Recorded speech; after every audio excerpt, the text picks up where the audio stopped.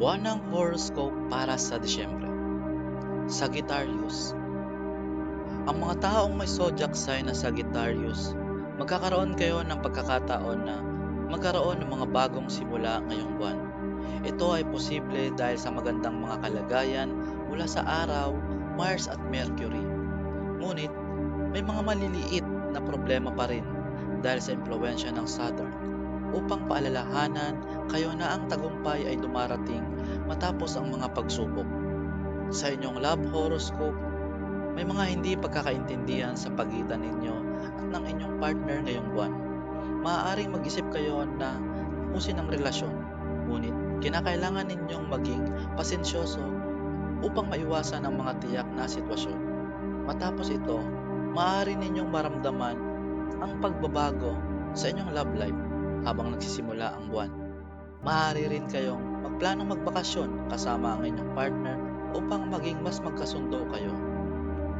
Ang finance horoscope ng mga Sagittarius ay walang magandang balita para sa kanila ngayong buwan. Hindi kayo makakakuha ng magandang kita mula sa inyong mga regular na investment. Dapat ding mag-ingat tungkol sa inyong mga riskadong investment at plano para sa pag-angkin ng negosyo dahil maaaring magdala ng malalaking pagkatalo ang maliit na pagkakamali. Inirerekomenda na panatilihin ang magandang relasyon sa inyong mga partners upang mapanatili ang inyong yaman. Ayon sa inyong career horoscope, inaasahan na ito ay isang pangkaraniwang buwan pagdating sa paglago ng inyong karera.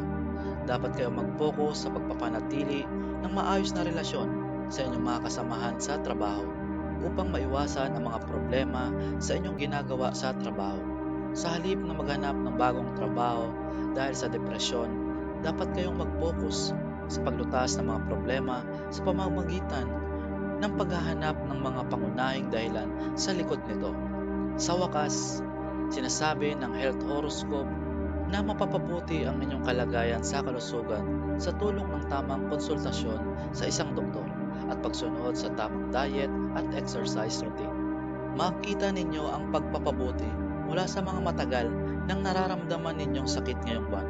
Mapapabuti rin ang inyong kalusugan sa isipan sa pamamagitan ng tamang mga pamamaraan sa pampalakas at pag-aaral kung paano harapin ang stress. Tip para sa Disyembre. Ang mga kalagayan ng mga bituin ay tutulong sa inyo na muling makamit ang inyong kalayaan. Ngunit dapat ninyong i-practice magkaroon ng disiplina sa sarili upang maiwasan ang mga kawalang katiyakan sa buhay.